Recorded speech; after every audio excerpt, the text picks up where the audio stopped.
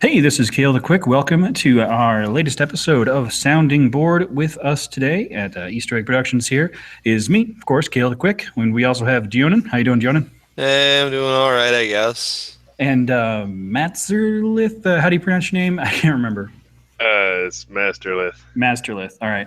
Well, we're going to go with Maz for short, just because Masterlith sounds a little bit too official, I think. It's snappy and punchy. It's too powerful of a name, and I don't think you're ready for that level of... Please, Masterlip was his father. Call him Maz. Yeah, so... I assume.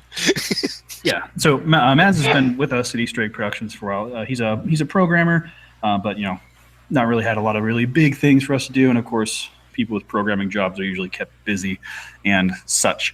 But he's been with us for a while. But this is his first time on Sounding Board. So in case anybody in our audience has forgotten, this is where we kind of, it's Saturday night. We're bored, just hanging out online, and we talk about ideas we have or what's going on in media, stuff like that. So, with that in mind, Dionan, what have you seen, like media-wise? What's been going on in your world? Lately I've been preparing for a sci-fi military LARP. It's interesting because I don't think I've ever done any even vaguely modern LARP apart from like a vampire LARP, which. Yeah, that's I would mark that as significantly different from a sci-fi military LARP. Yeah. I was in the back of a van that had a bunch of guys in ski masks and SWAT team uniforms, so I put on a rubber Richard Nixon mask, but... Well, yeah, but we're talking about the LARP now, Dionan. Yeah, no, I've just been preparing for a sci-fi modern military LARP and trying to figure out what to do for that. And as for any other, like, actual media, shit, dude, I've been watching Mob Psycho 100 for inspiration. Yeah, that's good. It's the guy who did One Punch Man Yeah. made another comic, and it's like One Punch Man except for with a vulnerable main character. Yeah, and psychic powers. Yeah, it's Dionan sniping. Yeah, and what about you, Maz? Have you seen any shows, anything cool, played any new games lately? What's up with you? Well, I've actually been revisiting a lot of my old games Always good. lately. Yeah. When nostalgia hits you hard, it hits Sometimes you pretty hard. You got to play KOTOR, you know. Yeah, just reinstall it. Maz, did you play KOTOR? I have never actually played KOTOR. I think you'd actually get a kick out of it. It's okay. We have just a giant pile of copies of KOTOR just to hand out. People haven't played it. That's not actually far from the truth. Like, I own 2 copies myself. Yeah, definitely. It's almost as many as copies as I own of Supreme Commander. So, when you love a game, you support it. Yeah. I think I bought like Undertale like 4 times. God, why? I bought it for your friends. I thought we're talking about good games. I got it for your friends because it was cheap and it was on sale, and it was like I liked this game a lot. Yeah, I do actually have it still sitting in Steam, and it was like Game of the Year for like 2015, was it? Like, that's when it came out, right? 2015? Maybe it was 2016. Oh. I had another friend who was really obsessed with it, but I don't know. It's a very short game, so it's not something you can have a continual obsession burning with. I mean, I've moved on to Night in the Woods, which is kind of like... It's got a same kind of really, really relatable themes to it, except for Night in the Woods is for people who have at least, like, visited college. So it's never going to get as big. I'm always afraid of like starting things that like everybody's all talking up and stuff because I'm afraid I'll really, really get sucked in and then like not sleep and stuff. Like recently, and this is probably the only like new thing that I've done in the last few weeks in terms of like new media for me is iZombie, the show, which like came out like 2 years ago or something. It's on Netflix, and I started it. And I was like, oh, okay, yeah, police procedural with zombie stuff. Oh right, I heard about it. I can check that out, and I did check it out, and I didn't sleep for 2 days because I marathoned the whole freaking thing, and like I hate it because like it's good, so you want to love it, but I don't know, I just don't have enough self control to like experience something really good and then not like marathon it immediately. Oh yeah, no, I feel I'm having that same issue with Night in the Woods, which I neglected to mention because I've been trying to stop myself from playing that when I have museum stuff to prepare for. Yeah. So what's Night in the Woods then? How do I put it? Basically, it's a combination of a supernatural eldritch abomination horror story, Yeah, and classic. the story of someone who dropped out of college and went back home and hung out with all their old friends. Like, it's this weird middle ground between those two. It's a Well, very slow burn. Is it game like a game or a novel or what? It's a game. Oh, It's it's like a platformer, which is a weird choice for that kind of game. I mean, it's the kind of game that would be a walking simulator in another universe, but here they decided, hey, let's make it star cute North American woodland critters as the characters, and let's also make it a platformer because you're like you're a little cat girl, so you jump around everywhere, and you. With zombies, or am I? No, it's more like you like have weird surreal dreams where you are met with by a gigantic dark writhing mass of a creature that declares itself to you to be maybe God, and then it shows you eldritch horror terrors floating in the space between the stars that are going to visit the earth soon. So Cthulhu. Maybe it's the same. It's more like I heard someone compare it to the book Dagon, which I have read, and I wouldn't make that same comparison, except maybe like the first half of Dagon. But So not- basically, Cthulhu camping simulator. it's actually Cthulhu not camping camping. You're sounds living in your great. parents' attic again. You're in like a small, like rural East Coast American town. No, let's go back to Cthulhu Camping Simulator. I want to do that. Cthulhu camping simulator. Well, Like, have you ever thought what it'd be like to roast mushrooms underneath the crushing oppression of nothingness? Well, Cthulhu Camping Simulator would, having read a bunch of Cthulhu Mythos books, that would probably be you'd be camping either through Boston or you'd be camping through Louisiana and just kind of interacting with all the weirdos that live in the places outside of major cities. Out in the bayou. Yeah, out in the bayou, there's like cults worshiping Cthulhu. But most, the typical Lovecraftian setting is little small town Massachusetts, like coastal area with a bunch of creepy like lobster fishermen that when you examine them too closely, you realize that they're like half human, half like fish. Yeah, okay. Yeah, that was horror. No, that wasn't Innsmouth. That was Innsmouth. That was Innsmouth. Yes, that was Innsmouth. So, how would we fit that into the camping thing? Oh well, you would be not staying in the town. You'd probably meet a lot of like furriers and trappers and stuff, and the folks like we don't take too kindly to your type around here. But when he's like talking, you notice he's got gills on his neck, and you just can't stop examining these like guys. It'd be like Deliverance, maybe a little less sodomy though. I mean, a little.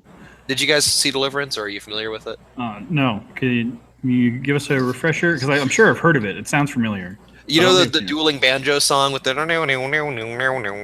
Yeah, I love that song. That's where the stereotype of the hick sitting on the porch playing dueling banjos to intimidate the city slickers comes from. It's Oh. about a couple of city boys go canoeing and they get kidnapped and sodomized by hillbillies. Like Cthulhu. Patrick of course. Swayze getting molested. Oh, okay. Yeah.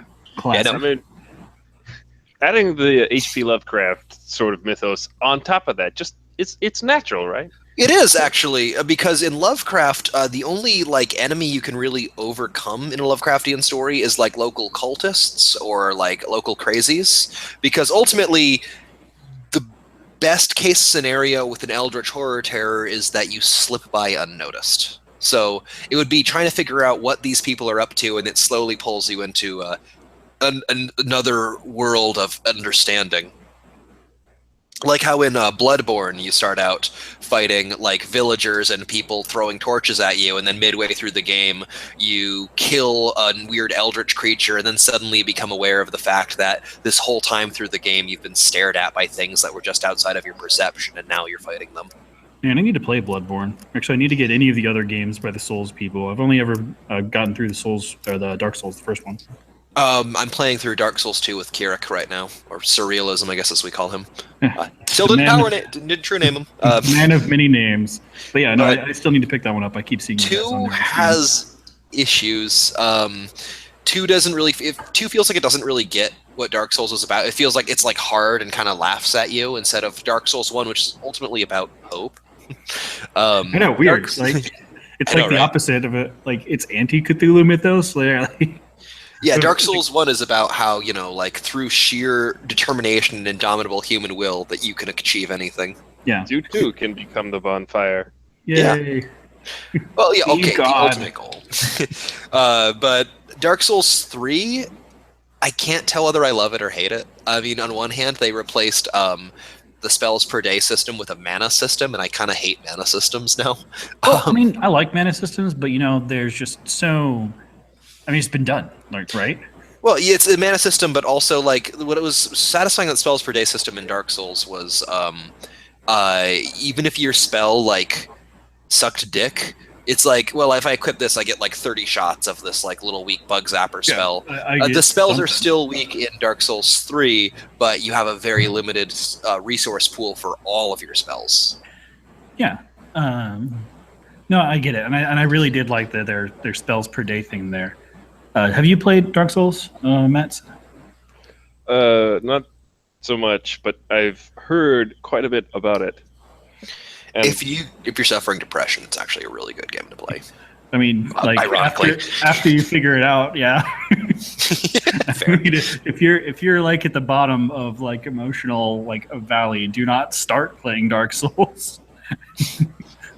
It's not. You'll be so frustrated, but No, it's you can take it. It's a really good game, but It it is. takes some adapting. Yeah, but they had a system where they had their checkpoints, bonfires they called them, and that's where you could change the spells you had like equipped to your slots, and then each spell you had a certain number of times you could use it. So that's like the spells per day, kind of like a Dungeons and Dragons or Pathfinder.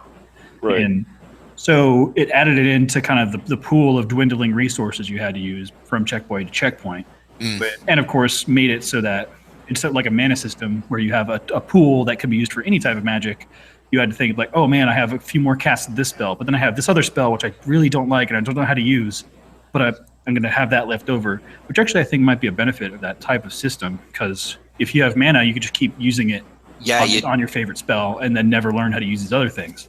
right. I mean, like you can only find like one scroll of White Dragon Breath in Dark Souls 1, so it's not like you can just attune all of your spell slots to White Dragon Breath. Yeah. Whereas Dark Souls 2, it's like White Dragon Breath. Okay, now I can't use it. Sorry, Dark Souls 3. But Dark Souls 3, so another part of Dark Souls that was great was their Estus system, which is essentially, Maz, you get 10 uses of a healing potion. And every time you camp at a bonfire, you restore your uses of healing potion. Wait a Dark minute. Souls 2 changed it so that you started with like one use of healing potion and you very slowly increased the stock, which is good and bad. In 3, you get like 4 uses and you split whether you want it to be healing potions or mana potions whenever you're resting. So it's a lot more resource juggling. Yeah. I mean, I can see how that could be fun, but I don't know. I mean, there's what I It call. almost seems like unnecessary resource juggling because Yeah, exactly. I mean, resource juggling is fine if it's like if it's orthogonal to the gameplay or it's What do you not- mean? So I know what orthogonal means. It means like I don't. What is orthogonal? at a right angle to something. But in this instance, what do you mean by that? like so if the resource juggling is related to something that is if it's unrelated to the main mechanic of the game, whereas this seems to be very much related to the main mechanic of the game. Like it's either that is the game, which is most like arena strategy games. Essentially you're just managing resources, that's really all you're doing. And that, or the resource management is, or it's just a hindrance, essentially. And Right. So I'm not really getting what you're saying. Could you provide a couple like what's a game like very very simply that has like orthogonal or resource management in this instance? Would that be something like juggling? It's tough. It's tough to think of these. This isn't normally the type of thing that you think about in regards to games that you have to put into words. Like, what type of resource management? I got one. All I right. think what he means is like in Armored Core, there were guns that used bullets, and they had a set amount of bullets you had, but when you ran out of bullets, the gun couldn't be used. All right. And it was just dead weight. And then there was energy guns, which did more damage to shields, less damage to mechs, and it drained your boost pool resource. So you were juggling whether you wanted a gun with bullets to do, good damage to armor, but you had a limited amount of times you could use it at all in the level, or an energy gun which you couldn't constantly boost while using it, which in later Armored Core games you had to be boosting all the time, or you'd get hit by everything. So would those, Matt or Maz, would those both be kind of orthogonal because they're both directly related to managing your weapons, which is very much the game. It is very much the game, but it's potentially in support of trying to do the main objective, which is to kill the other guy, right? Right. Yeah. So you're deciding whether you want boost for your dodging, or you want to put that to your weapons, or you want to use bullet weapons, but then you have a limited resource. Yeah, it's right. So then what wouldn't be? But orthogonal? what wouldn't be orthogonal is literally most strategy games, like StarCraft or Warcraft, right? Where the name of the game is to say, okay, I've got to translate this resources into army, and then how do I best manage army? Right? That entire thing is just, can you manage your resources better? Versus other games like Dark Souls, or really any first-person shooter game. It's going to be more like, well, can I trick the other person into getting out of position?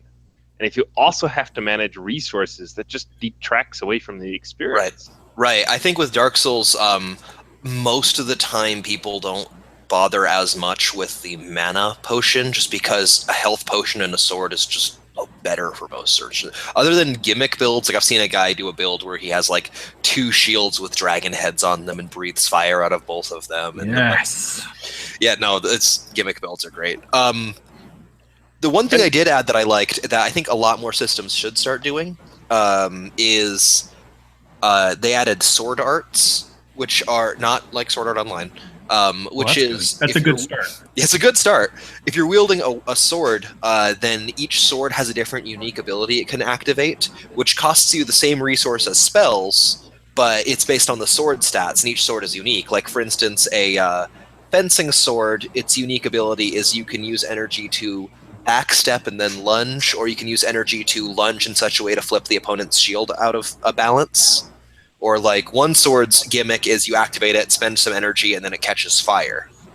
So like every sword has a little gimmick mode. Or like clubs and maces can activate it to do heavier damage. So you're basically spending mana for a damage boost, which is awesome because like I like when systems make melee people able to compete with wizards by way of, well, melee people learn sword techniques. But on the downside, now if you're a wizard, you can't use the gimmick that your sword has, and because you're also managing what little you have to be able to shoot like the 1 or 2 spells you can do. All right. So I think we've got a couple of good ideas here. Now, we had mentioned camping game, so I'm just going to take us down that direction. Because Night in the Woods. Yeah, it's funny, and I think we can do something with it that would be kind of cool. Or at least just chatting about it. So there was some mods for Skyrim that made it so like at night dangerous stuff came out, and like you had to prepare for that. And of course, there's the camping in real life has kind of resource management, at least when I go camping and I don't go to an outdoor hotel.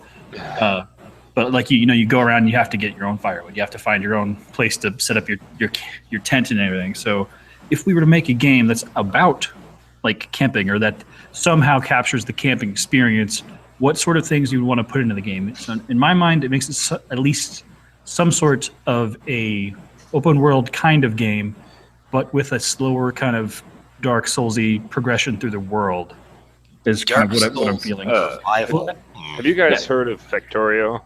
No. No, what is it?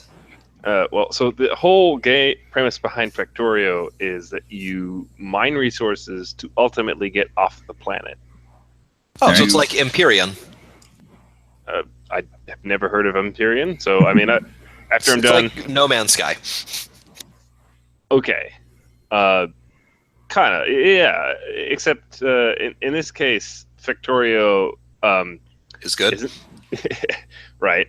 It's not 3D. It's top-down 2D. So there's interesting. Yeah, there's no real height at all. But the What you do is you mine resources, and those things generate pollution, and pollution drives the evolution of creatures that are trying to come to kill you.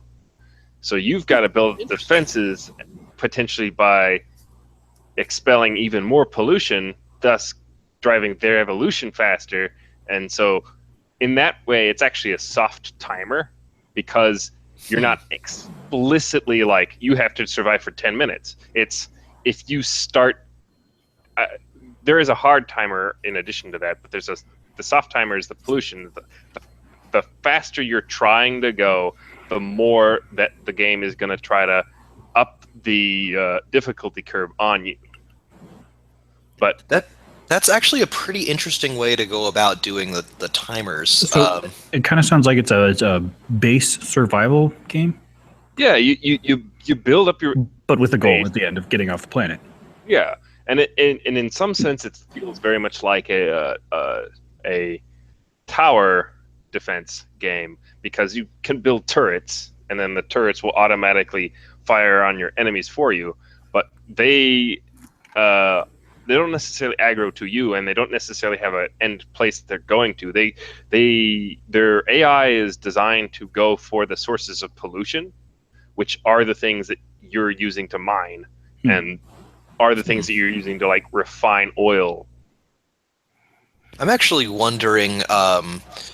I'm like slightly sick of survival games lately. Yeah, it's just burned out.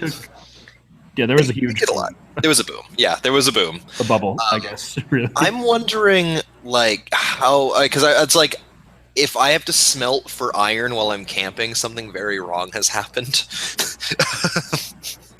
I mean, I don't know how you camp, Kale, but I don't smelt for iron when I'm camping. Well, then you're doing it wrong, man. To be fair, the other name of the game of Factorio is automation, which means you just have to set it up, and then everything will go for you if you set it up correctly. That does sound like the kind of game you'd play. Yeah, no, I do like things that are automated, but I don't know. It doesn't sound like a camping game. But right, we're not locked into a camping game. If we come up with any good idea, we're good. Well, let's see. I think that I've been playing a lot of exploration games a lot lately. Part of the what drives a protagonist in a Lovecraftian story is that their curiosity keeps pulling them deeper and deeper into places they really have no business poking their nose into. Right. And I think if you substitute the pollution mechanic, but with a sanity mechanic for a Cthulhu game, I think that would work very well. Like, the more you learn, what if the more you learn, the more you get lore and background and story information, but you make it so that you're more vulnerable to things? Oh, wait, no, I got it. So in Bloodborne, they have a mechanic called Insight. All right. Where it's their version of humanity. The more insight you have, though, the more you notice the eldritch creatures that have, in essence, always been there, but you just haven't been able to see them. Right. But it's like, so yeah, the more you understand, the more you realize you've always been surrounded by these monsters. So maybe you need to have a certain amount of insight/insanity in order to safely navigate through this place. But if you gain too much of an understanding, it becomes detrimental to your progress. Well, if you gain it too quickly. Yeah, I guess.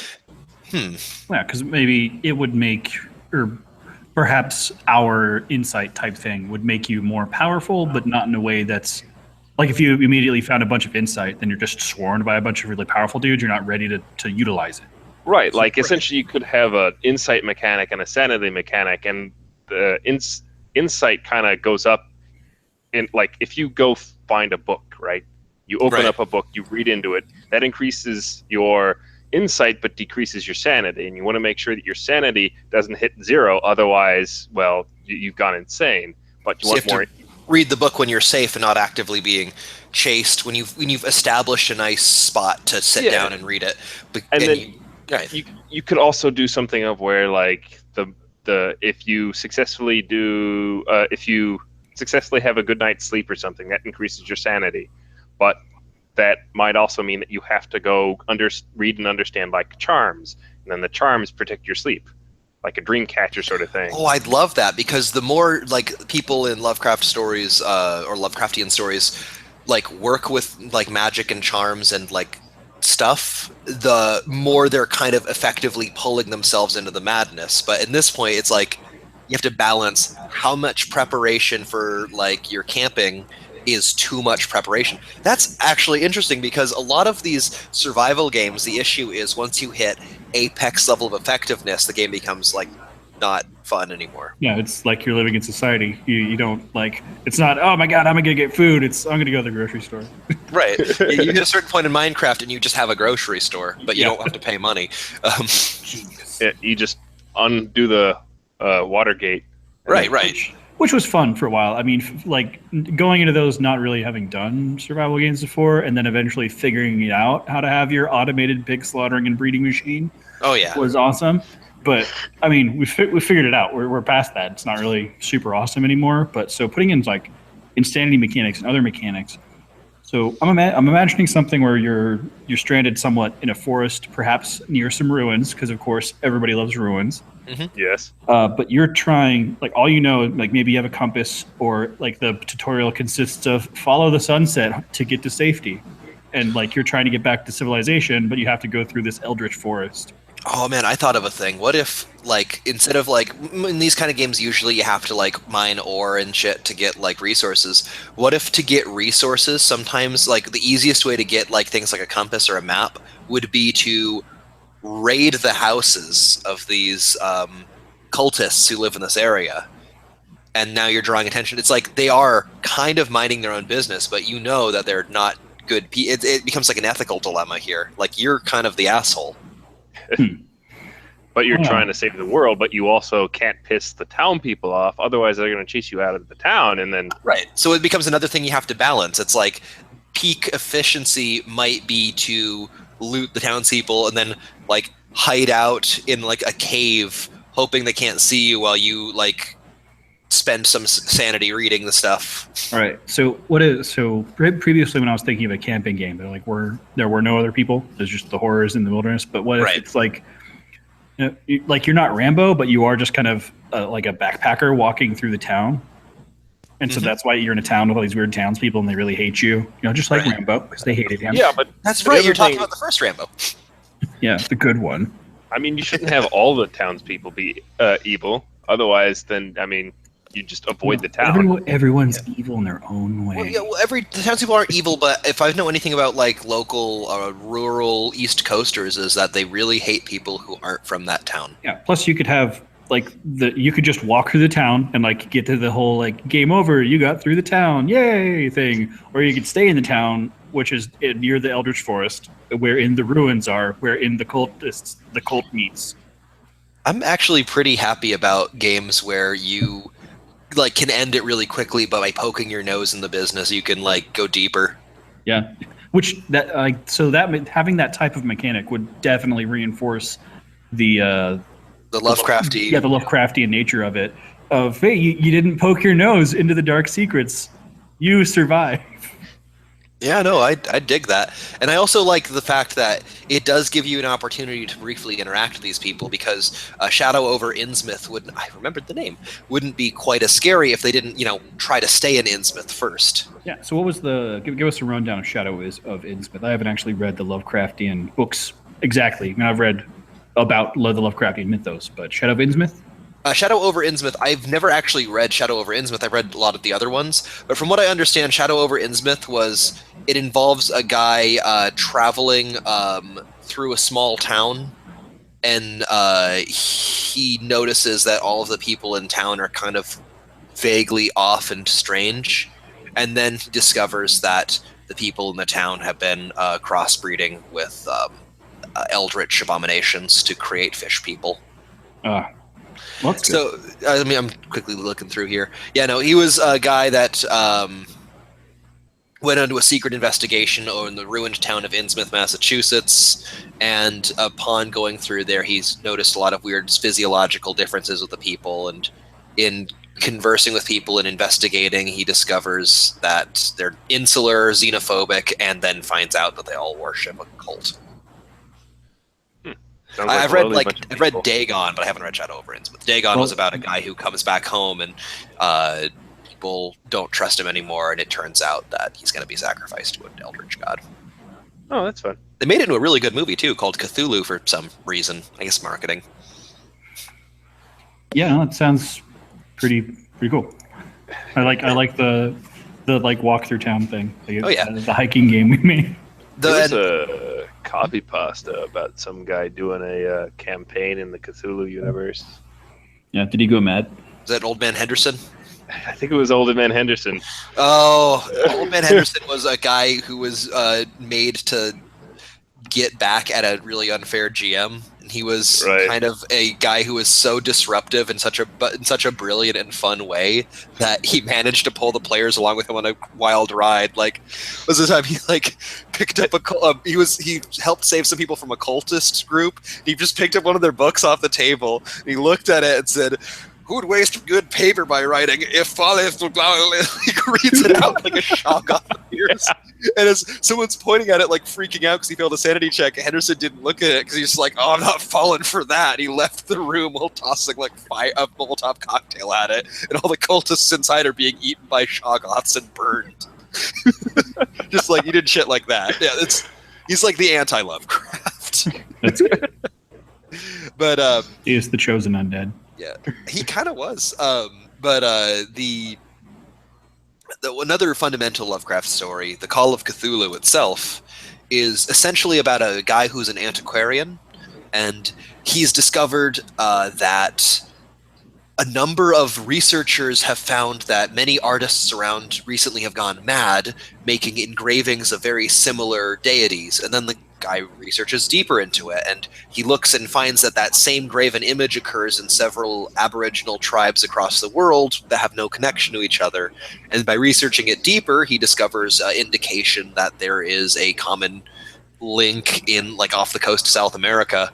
And then going there, he finds a city that has non-Euclidean geometry, and the last like couple pages are just like everything in the research team like dying, going insane, or like being attacked by Cthulhu, who ultimately gets rammed with the ship, is exploded, rematerializes, shrugs, and goes back to sleep. And the guy's kind of saying, "And I'm just really glad that didn't bother him too much, because we would have died." Like, we as in the human race. Nice. I'm like horribly summarizing it, and I know like Yeah, no, totally. someone's gonna It's like an old book. Sebeloth here at work actually is just got through that. He got a book of all the Lovecraft mythos and just finished it. So I'll chat with him about it because he's our local Lovecraftian horror. And great guy. Don't look I directly at didn't him know or try to Sebeloth perceive him. liked Lovecraft. Oh yeah, God, We have so much. to talk about. It's ridiculous. Yeah, hopefully he'll be able to make it to an episode of Sounding Board and chat about that type of thing. Hopefully in an episode where we actually talk about that. I love Lovecraft, and I'm like, even though he's like, I feel like I'm like a Lovecraft apologist when I talk to people, and they're like, "You do know that he's like a colossal racist?" And I'm like, "No, he's like the 1920s equivalent of a guy who yells at people on the internet. Yeah. He's a shut-in." I mean, Besides, it was 1920s. Like, Yeah, people well, were just racist then. He was kind of racist for 1920s, but he didn't really act on it, and like he later did like marry a Jewish woman. So I'm like, well, what? I don't think he really meant it too terribly much. So, also, I mean, Or he grew up. He could have grown out of a lot of it. I mean, only his earlier writing is really, really, really racist. yeah. Like I mean, Mein Kampf. The story, shut up. The story, Shadow over Innsmouth, about like the half human abominations. He wrote it after he discovered that his mother was half Welsh. Nothing makes sense anymore. You can't trust anything. Yeah, but no. Ultimately, his inspiration was the fact that at the time he wrote those stories, mankind had finally invented a telescope that allowed us to discover that other galaxies the size of ours existed, and that we were but one of millions of galaxies. Yeah, it And was actually he called the realized- Greek debate. Yeah, the realization like broke his mind and drove him into depression because he was like, We're so small. and so he wrote like the first like sci-fi story. Like, I mean, like Frankenstein existed, but he wrote the first like, hey, what about aliens? What if no one on Earth mattered? Whoa. Which was a novel concept at the time. Yeah. This was a time whenever a fantasy story was written, it would always involve people being transported magically to a fantasy realm because, people wouldn't just like a fantasy realm just existing until Tolkien said, stop it. Yeah. There is this world, a long time ago, in a galaxy far, far away. Gandalf taught the young Jedi how to blow up the Death Star. Yeah, that's exactly how Tolkien wrote. Yeah, but so for our game, our walk through the town game, like what other mechanics would we want to put in there? Obviously, there's walking around, good staple mechanic, and then I assume talking to the townspeople who all hate you until you come across one that wants to get out or something. Like what else we're gonna put in there? If you can leave at any time, what's the goal of the game? Well, you can leave at any time to win the game, or you can look deeper to find out what's the deal with this town. But I feel like there has to be some sort of system to reward the player for doing so. Well, that would be through just the general system of discovery. If you just walk and leave the town, then you haven't found anything cool. You've been on your way. But if you go deeper, you'll find other interesting things. So it's more like instead of putting a direct goal in front of the player, we're putting weird things off in the peripheries of their vision to kind of lure them away. Right. It's like you can leave anytime. You can even find some cool stuff and then leave before it gets too hairy. But there's always that knowledge. There's always the thought that you could have learned more. Yeah.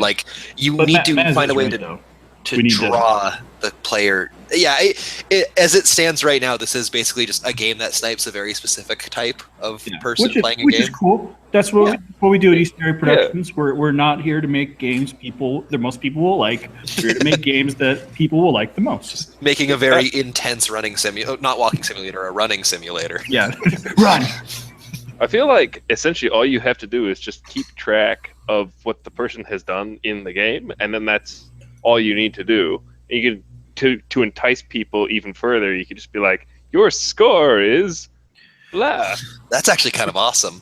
Okay, all right. So what if you can win at any time, but how much did you win by? What if after you start learning more and more Eldritch stuff, your score will cap out at the first discovery that there is a ruins, and then anything beyond that, your score number starts getting glitched, or it starts saying non-number answers, your score is purple out of 10.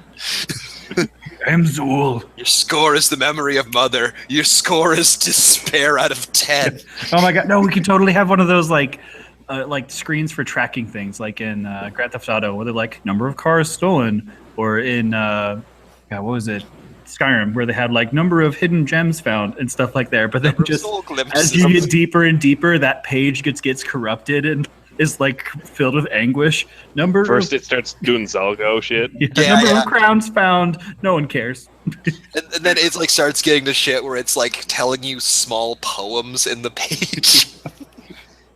I once watched a snail crawl along the edge of a knife. Another thing would be cool is if the background was a poem and it slowly faded in. Oh, that'd be kind of neat. Yeah. What if there were clues to progress in the story in the menu screen? Oh my god! No one would check there. It's genius. Well, no, you bear witness to enough crazy shit that the menu screen is your subconscious being imprinted with more information and shit on what you're witnessing. It's fun because I was talking with Surrealism at one point, and he said that he didn't like the idea of a sanity mechanic because what once drove people insane, the idea of doing that isn't really a thing that'll drive people insane anymore. To which I said, well, in the Call of Cthulhu role-playing game, they said insanity isn't necessarily always stark raving mad. It is now that you fundamentally understand the universe, you find it harder to interact with the normal society. Right, yeah. It's even if you oh, I'm back in society, everything's great, you'll always know that Cthulhu lies dreaming out there and that we could die at any moment, and that will make you always kind of think about that in the back of your head. Whenever you're talking to someone, there's always going to be a part of you that's just kind of, So, all right, so the menu thing, your stat tracker thing, there's a couple ways to do it, and it could be just a normal pause menu that comes up and you scroll over to it. But a thing that I thought would be really cool for a journal tracking thing would be if your character actually pulls out a book and it opens and it zooms in and all the text for your achievements are on there, because then it can make it look like this is stuff your character is writing down. And then as it gets corrupted over time, and like you flip through the pages, just more and more madness shows up. Oh yeah. Oh, that'd be kind of cool, especially if you have like one thing written down saying So like I we didn't should write still that. fuck with the actual pause screen though. Oh yeah. Yeah. I didn't write that. This isn't my handwriting. Yeah. Or like you in one scene you look like you're writing normally, and then you go back and revisit the book, and it's unrecognizable. Kind of like in Homestuck when they go back and they look at like their old diaries, and it turns out that they never noticed that they wrote the word meow in it like a billion times. Yeah.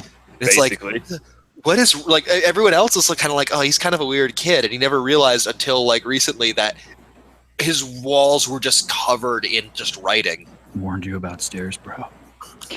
Okay, that's a different part of the story, but yeah. But so, I want to go on a quick aside here because the journal mechanic thing seems really interesting. Like other things popping up in it.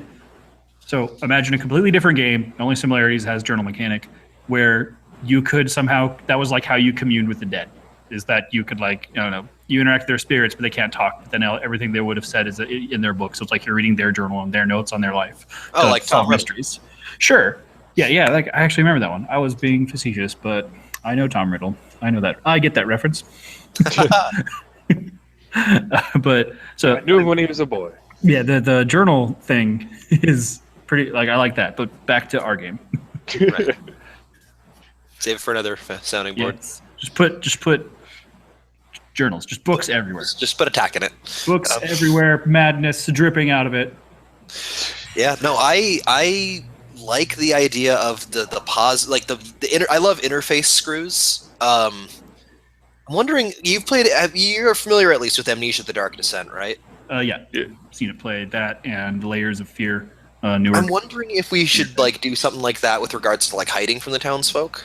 I mean, like, on We one should hand, do I that thought it was for- the most annoying part of Amnesia. We should do that for the hiding from the creatures, not necessarily from the townsfolk. Oh, right. And Yeah, well, and then maybe if the townsfolk start looking like the creatures, Oh, right!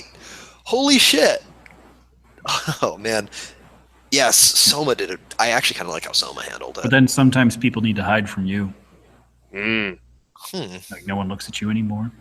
No one makes eye Oh my contact. god, that would be kind of crazy if you like hit a point of understanding that people just didn't acknowledge you anymore.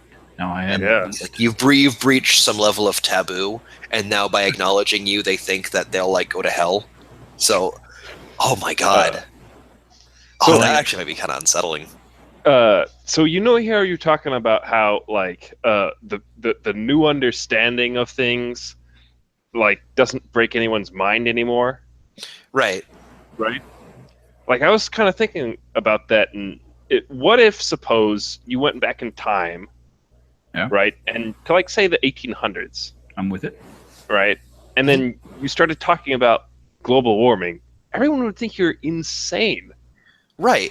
And then, your actions might be influenced by saying like you might reflexively kind of be like, "Oh, well, I don't want to just throw that away. Why not?" Well, it's going to you don't know what a landfill problem is. Or like Right, like you start mumbling to yourself, and everyone's like, Yeah, that's That's kind of mumbling. like if you think about it, that was kind of because their understanding of the world was that it was just unlimited, like it's just incomprehensibly vast. So we could just throw these things away because the world Right. is not unlimited vast. room. what do you mean the world isn't vast? It's like, well, we might be able to go to the stars.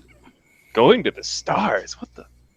Or think of it the opposite direction. What if you had discovered irreconcilable proof that when people died, everyone, good and bad, went to an afterlife where everything was like this but better, and they retained all their memories and identity? You would now not actually feel that bad on the inside when people died, and that would Right. make you unable to like socialize, sympathize, maybe even empathize with people. Like that would break you. It'd make you you would be insane. But yeah, and that's only from understanding like one small thing. Like it's I just think that I don't know, I do think that this kind of mythos isn't surrealism's cup of tea though. So yeah. So as for like truths that drive people mad, like psychology and stuff in there does that all the time. Like if you try to explain to somebody that like their idea isn't actually a complete idea, but their mind is telling them that it's an idea, so they think it's a whole idea. Mm.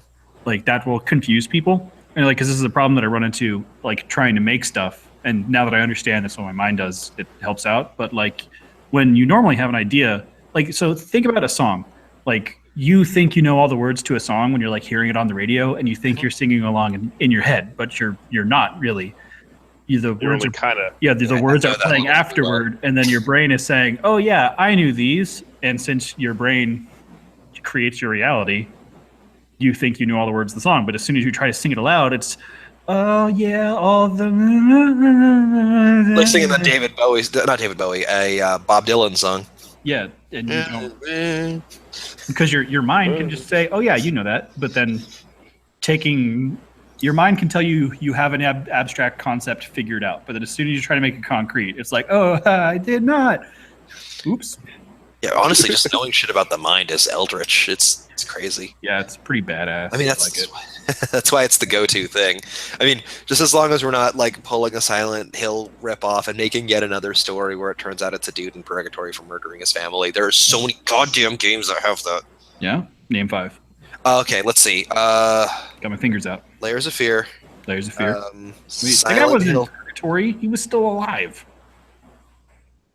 Maybe I'm thinking of the wrong thing. Okay, I remember Yahtzee was discussing some indie horror game, and he's like, at the moment I started this game, the first thing I thought was, oh wow, wouldn't it be awful if it turns out this was just a game where I ended up killing my wife and child and I'm in purgatory? Midway through the game, I realized, yeah, that's exactly what the plot is. Yeah, probably. I heard there are multiple endings for that one. Silent Yes, Silent Hill. All right, so we got 1, and I'll give you Layers of Fear, so that's 2. We got 3 more. Huh? Yeah. Dark Souls. Yeah, sure. No, you did not kill you. Dark Souls. Dark Souls. It wasn't Layers of Fear. Layers of Fear. Dark Souls 1, 2, and 3. Got it. Yeah, boom, done. Wait, no, yes, it was Layers of Fear. Yeah, Layers of Fear was the thing where you like complete your magnum opus and you totally killed your wife. Yeah, the game was kind of okay. Plot twists where you kill your wife. I thought you said you could do it off of your head, not. I was using hyperbole, you piece of shit. Got you. I got you, you son of a bitch. I got it on tape. You didn't know. What did you win? Nothing. Mugness. Yeah, so anyway, back to something else. You just. You're a dick. Your dick. Line. Call him a penis. Okay, I'm sad so, now. Yeah. So what kind of cool things would we hide in like the ruins or with the cultists? Like what so we keep talking again, like abstract not being real. We keep talking about cool things being out there. What cool dark secrets would you find? Fuck, dude. What am I, a writer? No, Yes. Furries. well, The furry convention. My God. well, if it's 1920, then yeah, that would be fucking weird. That would be Let's see. I didn't even think they had artificial fur back then. No, That even just worked. imagine it. You just find a fucking like portal to what you know, out of the game to be like modern America. Yeah. Yeah, it's like fucking no, that'd be stupid. Let's not do that. Yeah. You really don't. Control I was Z. Control Z. No. But let's see. Well, having some cool art, having how do they do that in Amnesia: The Dark Descent? Amnesia: The Dark Descent had a controlled mystery because the character had amnesia, and you were learning more about who you were and who your mentor was. Right. Versus in this case, we're a backpacker moving through a town, and so at least to get the hook in there, you have to. Upon moving through the town, they have to notice something out of the periphery. Well, Yeah. You are going to have to stay overnight in the town in like a tavern. Sure. I was thinking like he's walking through the woods and then he keeps seeing stuff out, like especially if this is supposed, make it in Unity, right? Where Probably. To be realistic. Hey, nothing's wrong with Unity. But yeah, walking through the woods, seeing things on your periphery, that would actually drive the player to organically go to a town. Yeah. exactly. I like that. So then they're like, they keep looking. It's like, oh, you just keep going straight to and you win. And then you're like, as you get closer and closer to the end, you're like, it starts happening more and more, and then you It's get to chasing the me. end, and then you're like, yeah, he's chasing him, and then you get to the end, and they're like, you win. It's like Okay. he didn't lie to you. Yeah, you win, but at But- what cost? No All right, cost. but if you are spooked by the stuff in your periphery and you decide to stop in that town that you saw in the distance instead of going straight to the end, then you can stay overnight in oh, hmm. All right. What if you stayed overnight in the tavern, then you wake up and you're like in a basement full of weird fucked up shit, and after like a couple jumping puzzles and you escape, Immediately, no one captured. comments. No one comments on what you saw. Like, what the fuck happened? I woke up and I was in this basement full of all this weird occult shit. Like, what happened the last 6 All right, hours? So that would be good, except for the fact that we're some indie game guys. So if we did that, they would just think we didn't set up the NPCs to respond to that. So That's a good point. our forethought in that one would Well, make it look like we just fucked up. Well, Kinda, because you could have construct the dialogue just right. Because what you Yeah, do no, is like that's the problem. Getting it just right so that it does make sense. Like again, to go back to Dark directly Souls. call people out on it, and they're just like, "What the fuck are you Yeah, talking?" there's like a So- bazillion hints in Dark yeah, Souls. you'd be like, what happened to me in the last couple hours? I was like, oh, you were just in the tavern. You're in the tavern, man. What the fuck are you talking about? If you had even your character's dialogue options being kind of, you have the option to say like incredulous. Like, you know how it's kind of frustrating how you can't just outright say things in some games. What if like just outright saying shit was bad? Well, I have always wanted to make something that like secretly turned on your mic and started listening. Oh, Okay. that just reminds me of when Vinny from Vinesauce was playing like this like parody like fake operating system called Windows 93. Yeah, And at one time he hits a button and it like starts like loading up files from his C drive, and he's like, "Whoa, no!" And he just like backs out of it. yeah, I know. He's But- like, "Why is this actually activating my printer?" Yeah, it's like an AI NPC dialogue thing I've always wanted to do, where you say things, the chat there's a speech to text, and then that text goes into a chat bot, like parses all out, does crazy shit. But that's like years off, so we'll get to it. We'll get to it. But no, if you just had like What if the we made it apparent that the townspeople were gaslighting the player? So like they're saying, "Oh, that's the inn. That was where your room was. What's up with you? You're being weird." Then you go back to your room and there's a dead guy. Or something. I don't know. Like you just have it be. Oh no! Shit! We could like take a building. page out of Selma's book. What if the dead guy has your face? Now you have an identity crisis. And then you go look into a mirror, and you're exactly the same, except for a little bit different. Oh my god, that's actually kind of fucked up. Oh. And you can walk out of the town and you win. Yeah, no, you can win at any time. How deep do you want to go? Especially if the narrator, like there's a narrator, and it's just like just walk out of the town. You can win at any time. Oh my god.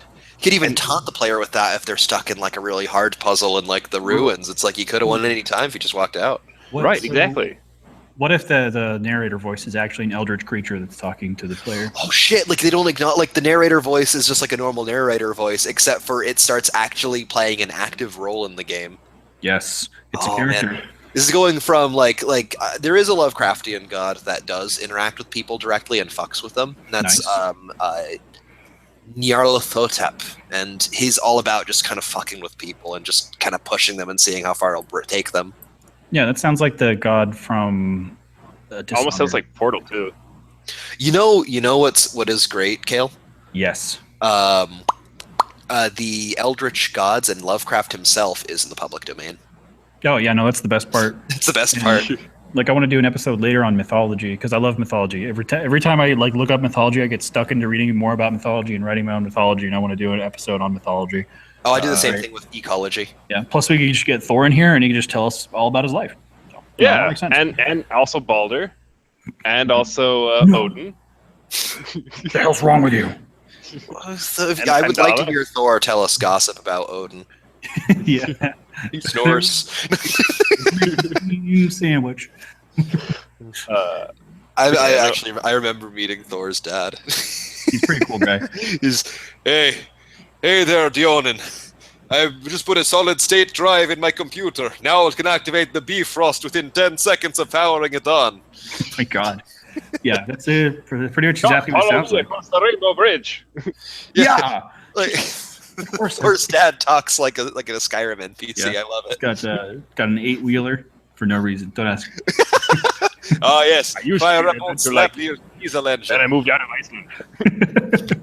But yeah, no, the fact that mythology is in the public domain is super, super cool. Honestly, if like you just called the game Nyarlathotep, people who just play the woods walking thing who know like Lovecraft be like, okay, all right, you've got my attention.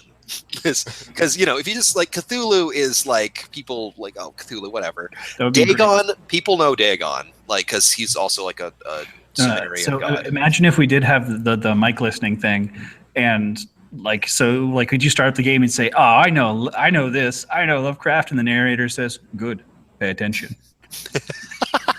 Freak people the fuck out. Oh That would man, be great. Have you guys played Firewatch?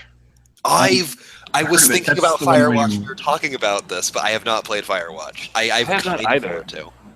Yeah, but What is it it? almost seems very much similar to that. But Yeah, Firewatch is a game where you're a guy who took on a job as like a Firewatch station at a park, a national park, which is basically you sit in a tower and you make sure that the national park doesn't burn down.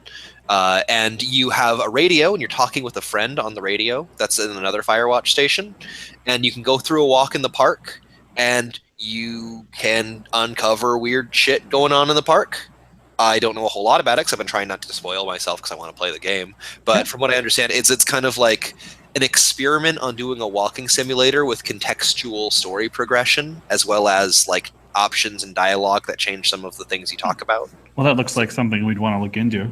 Yeah, I mean, definitely, except for it's the voice in your head you're talking to.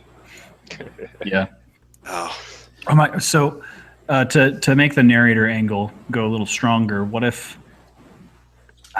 So, like, imagine you're going around, the narrator's doing it as his narrator thing, and then somebody else mentions the narrator, oh, like another NPC. Ooh. It's like, yeah. And then he So told have me you to heard walk out his in the voice yet? forest. or like an NPC responds to a thing the narrator says. Yeah. Like so the narrator says, you should. Oh, you look at that in the forest. You should go check it out. And like another guy nearby says, no, I don't want to. Oh my god. Oh, I even thought of so you can end the game at any time, and also if you end the game after learning more Eldritch stuff, your final score screen is kind of goofy. Yeah. What if there is a final ending, and if you keep digging deeper into the ruins and the town and the Undercroft and even the Lost City eventually, where you do like the final thing you can see in the game is Nyarlathotep in his like standard like 3 tentacle headed centaur bodied form, and it just says, well, you found me now, and then it ends because you're not supposed to be able to fight eldritch creatures. It's like there's nothing you could do.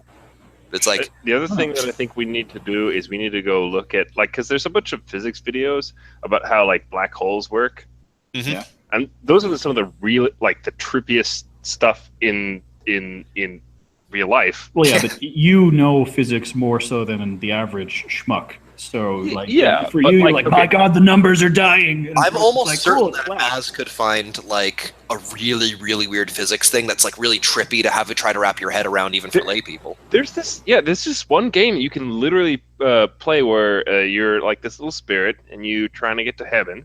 Yeah. But you have to collect these orbs, Mhm. and after collecting these orbs, you start going slightly yeah. I remember slightly that. faster fraction of the speed IT. of light.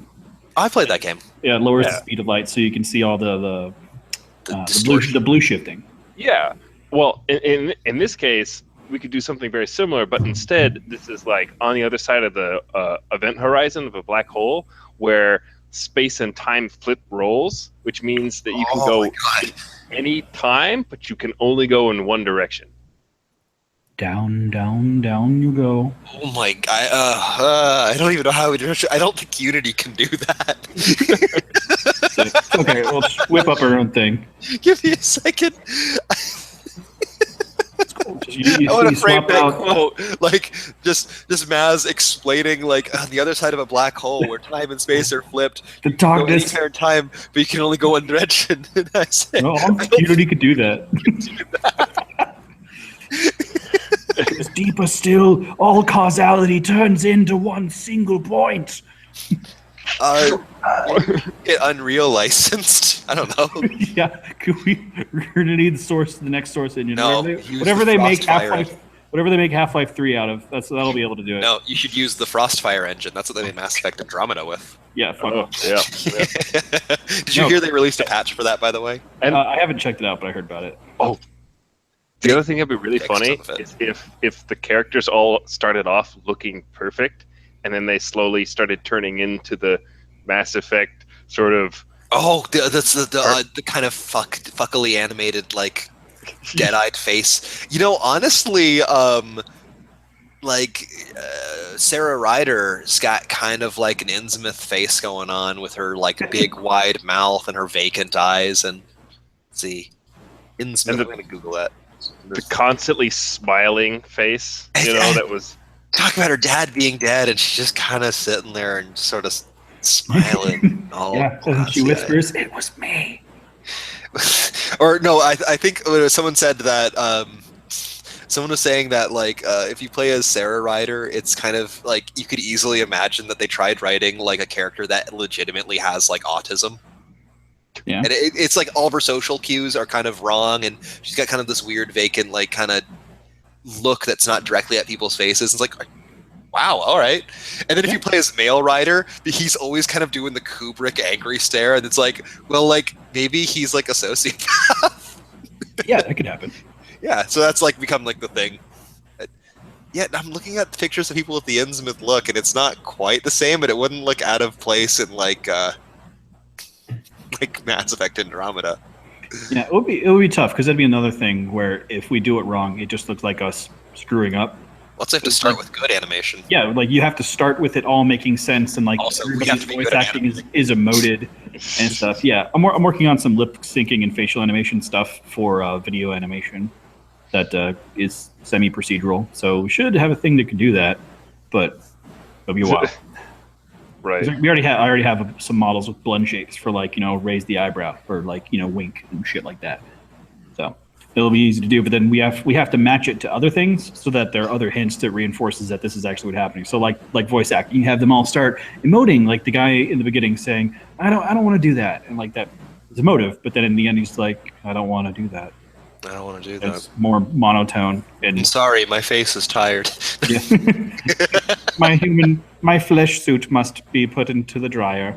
Needs to be stretched. Actually, Yeah. Oh, that's the other thing. It's like people's dialogue start making more sense as you go along, right? Like oh my god. So that would be you get like this one snippet. It's like you see someone near the woods. It's like, but I don't want to go there, and you're like, well, what's up with him? And you talk to him. He seems normal, and then later, you hear the narrator's voice. It's like, go here, and then he's like, I don't want to go there. Oh And then you man. start. It's a guy who's gone further than you. Kind of like in the beginning of Half-Life 2 where that's a guy pacing, like talking to himself. And then once you Exactly. get the plot, it's kind of you get it. Yeah. You suddenly understand where he was coming from. That that'd be tough. It would be tough. Like in terms of writing, and then of course making sure that these things appear appropriately in time.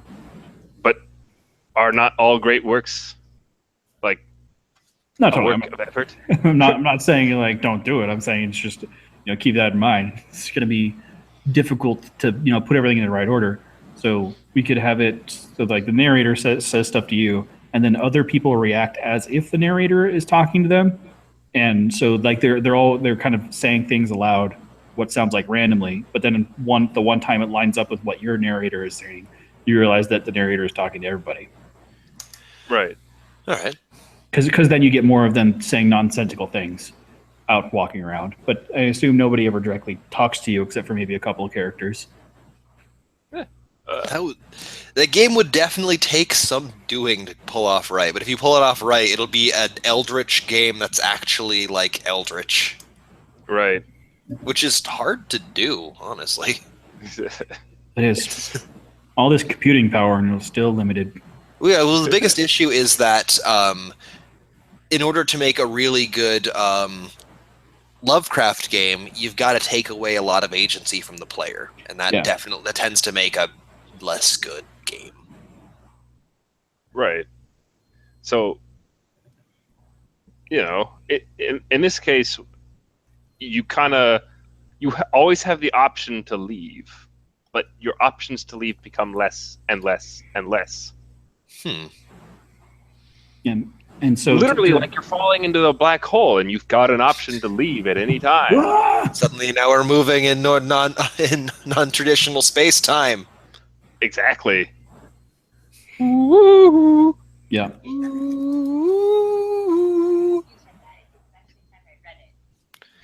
Oh man. Well, I don't know. Are we still sounding bored, guys? No, I think we've got a pretty kick-ass idea here. So, anybody have any closing thoughts for the what was it? We're calling it's not a walking simulator; it's a running simulator. I don't think Unity can simulate non-Euclidean geometries as well as we want. Yeah, I don't know if I could swap out the x-axis for time.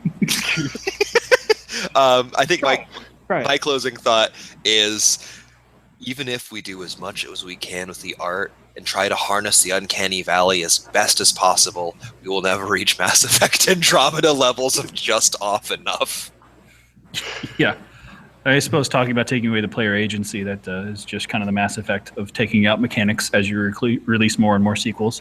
Yes, the moral of the story is fuck Mass Effect and fuck EA. Yeah, pretty much. Stupid BioWare being owned by another company.